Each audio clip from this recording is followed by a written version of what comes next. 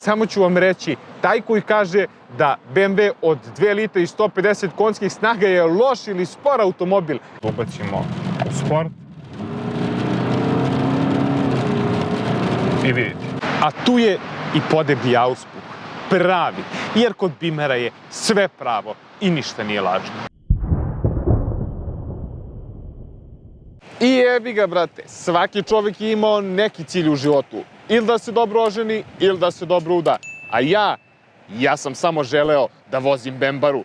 Ovo je BMW serije 3, najvozačkija limuzina ikada napravljena, kako to tvrde ljudi iz Bavarije. Ali da li je zaista tako?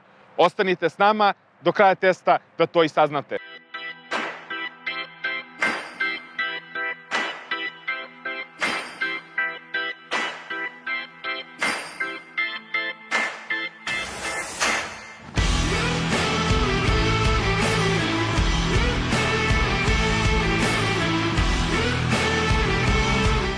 Serija 3 šeste generacije se proizvodila od 2012. do 2018. godine uz facelift verziju od 2015. godine.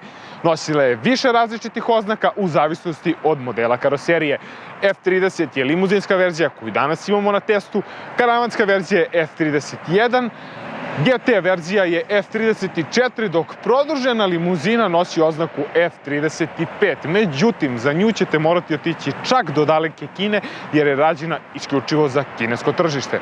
Prednja strana dominira agresivna hauba sa izbočinama koje se provlače sve do prednjih farova, a u sredini se nalaze dva prava organska bavarska bubrega, koje su kasnije nadopingovana. U samom dnu se nalaze maglenke, a celokupni izgled automobila je značajno lepši u bogatijim paketima opreme. Bočna strana, agresivna linija, kreće da se proteže od prednjih farova preko suvozačkih vrata, zadnjih vrata pa sve do zadnjeg dela i tradicionalnih L štopaljki. A tu je i podeblji auspuh. Pravi, jer kod Beamera je sve pravo i ništa nije lažno.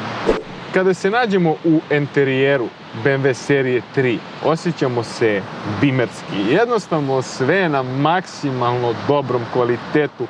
Sve je onako tradicionalno. Počev od vrata, tapacirana istim, kvake, konzole za podešavanje stakala i retrovizora. Sa leve strane nam se nalazi kontrola svetlosne grupacije, kao što smo do sada navikli. U sredini trokrak i multifunkcionalni volan, koji nije baš najlepšeg izgleda. U M paketu je on dosta lepši, ali ono što izaziva najveću simpatiju je kokpit, odnosno cajgeri, koji su potpuno manuelni. Sa desne strane nalazi se centralna konzola koja je tradicionalno kod BMW-a zakrivljena ka vozaču. Dakle, govori nam nedvosmisleno da je svaka odluka, pa čak i podešavanje muzike, isključivo na vozaču. U sredini imamo i infotainment sistem, odnosno ekran koji u većim paketima opreme može biti mnogo veći i koji na sebi ima navigaciju, podešavanje muzike i mnogo parametra. Dakle, sve ide preko istog. Ispod njega se nalaze dva ventilaciona otvora kao i podešavanje multimedije, odnosno klimatizacije. U sredini, ispred menjača, se nalazi jedna pregrada koja ima dva cup holdera i ostavu za mobilni telefon.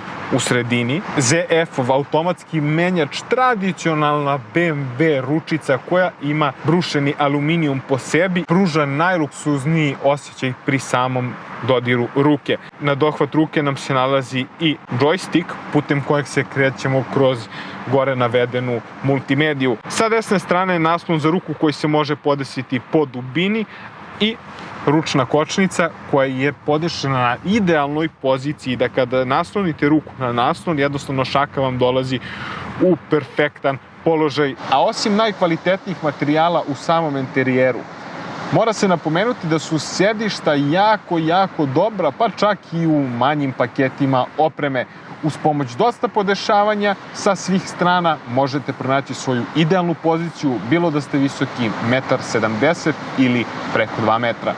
A na zadnjoj klupi prostora ima dovoljno, ali samo za 2 osobe. Treća bi imala podosta problema zbog transmisionog tunela koji je povelik. Jednostavno ne bi imala gde da stavi svoje noge. To mesto možete iskoristiti da spustite naslon za ruku, pritiskom na dugme otvorite dva cup holdera, stavite svoje piće i pokušate da zaboravite na činjenicu da ne možete spustiti zadnje sedišta.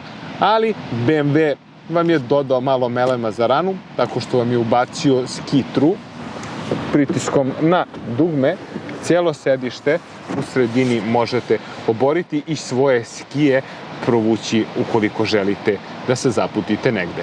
Večite dileme naše zemlje, Partizan ili Zvezda, Volkswagen ili Škoda, i da li je BMW pravi BMW ukoliko ima samo 2 litre i 150 konjskih snaga. Oko prva dva vam ne mogu pomoći. Međutim, što se trećeg tiče, samo ću vam reći, taj koji kaže da BMW od 2 litre i 150 konjskih snaga je loš ili spor automobil, ili nikada nije seo da ga vozi, ili svoj automobil ne održava samostalno. Dvolitarski Twin Power Turbo agregat iz Bavarije sa 150 konjskih snaga, svoju snagu prenosi na karoseriju uz pomoć ZF-ovog automatskog menjača sa 6 brzina i pogonom na zadnje točkove. Ima 320 Nm obrtnog momenta i predstavlja idealnu meru za prosječnog korisnika. Više o performansama i troškovima održavanja u nastavku današnjeg testa. Što se palete točkova tiče, kreće se od 16 do čak 20 inča, u zavisnosti od paketa opreme i doplate. Međutim, sve ispod 17 inča je greota da se stavi na ovakav automobil. U poređenju sa direktnim konkurentima Mercedesom C klase i Audijem A4, prtljažnik je identičan u litar. Solidne veličine, međutim ono što može da napravi problem je to što ne možete oboriti zadnja sedišta. Jednostavno osuđeni ste na tu litražu i to vam je što vam je. Ne sikirajte se, imat ćete sasvim dovoljno prostora da se adekvatno spakujete. Prvi utisak kada se nađemo za volanom BMW-a serije 3 je da se definitivno nije odustajalo od tradicije. Ljudi iz Bavarije su odlučili da ostanu verni sportskoj vožnji, da njihove limuzine ne budu poznate po najvećoj udobnosti, već da budu poznate po tome da su najvozačkije, da su najupravljivije, da su jednostavno sportski orijentisane i kao takve su pronašle svoje mesto među kupcima. Dvolitarski Twin Turbo Power agregat sa 150 konjskih snaga je sasvim korektna priča. Iako ljudi non stop pričaju da BMW nije pravi BMW ako ima samo 150 konjskih snaga i 2 litre, verujte mi da je ovo prava mera. Što se troškova održavanja tiče, naravno ne možete očekivati od BMW-a da bude jeftin za održavanje, jednostavno ukoliko hoćete da fušarite, da stavljate kineske delove i tako dalje, BMW nije auto za vas, jer ćete se brzo pretvoriti u onu osobu koja će da ide okolo i da priča kako je BMW loš automobil, a zapravo sve što traži od vas je da ga održavate kako treba, da stavljate original delove, da servise i svo ostalo održavanje radite kako je fabrika propisala.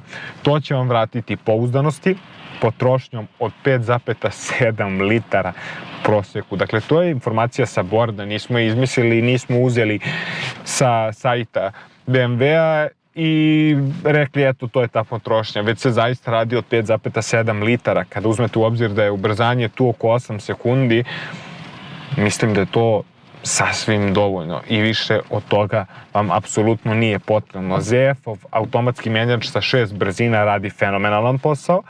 Jednostavno u svakom trenutku radi ono što ste vi zamislili, pruža vam taj užitak da samo guranjem papučice, odnosno ove ručke u levo, u sport, potapanjem gasa dobijate onaj kik.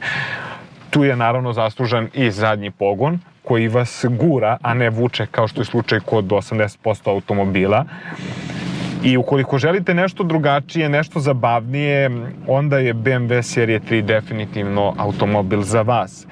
Kad smo kod toga, ajde da kažemo kome je BMW serije 3 namenjen. Dakle, namenjen je ljudima koji žele limuzinu, dakle prostor i ne mali automobil kao što su to hatchbackovi. Žele kvalitet, ali sa druge strane žele sportsku vožnju. Jednostavno žele tvrđi automobil, nije im udobnost najbitnija, vole ponekad da ga stisnu, što se kaže. I kao takav, jako je poželjen. I iskreno, ukoliko mene pitate, definitivno bi ga uzeo u razmatranje ukoliko bih želeo takvu limuzinu. Kvalitet izrade materijala je na sasvim dobrom nivou, dakle vidi se da je to BMW, vidi se da je sve na svom mestu, da ništa ne krcka, da ništa ne pucka, jednostavno kvalitet i kvalitet. Naravno nema onog luksuza koji imate kod većih limuzina ili recimo E-klase, A6-ice, da ne govorim o S-klasi i A8-ici, to je već totalno drugi segment. Dakle, imate dovoljno prostora, imate dinamičnost i sve ono što vam je generalno potrebno. Performanse, samo ćemo da ubacimo u sport. I vidite, znači on ide sa svim korektno, ali nemojte se previše zanositi jer jednostavno zadnji pogon ume da bude problematičan protivnik. Vrlo brzo se desi da se okrećete ukoliko niste preterano iskusni i ukoliko, ne daj Bože, naiđu takve vremenske okolnosti. Ukoliko ste pak iskusni i znate šta radite, vaša vožnja će biti i više nego zabavna sa BMW serijom 3. Da li je BMW F30 najbolja generacija serije 3 ikada napravljena? Kakve su vaše iskustva u vožnji i održavanju ovog modela? Su pitanja na koje želim da čujem odgovore u komentarima ispod. Vidimo se u narednim testovima. Ćao!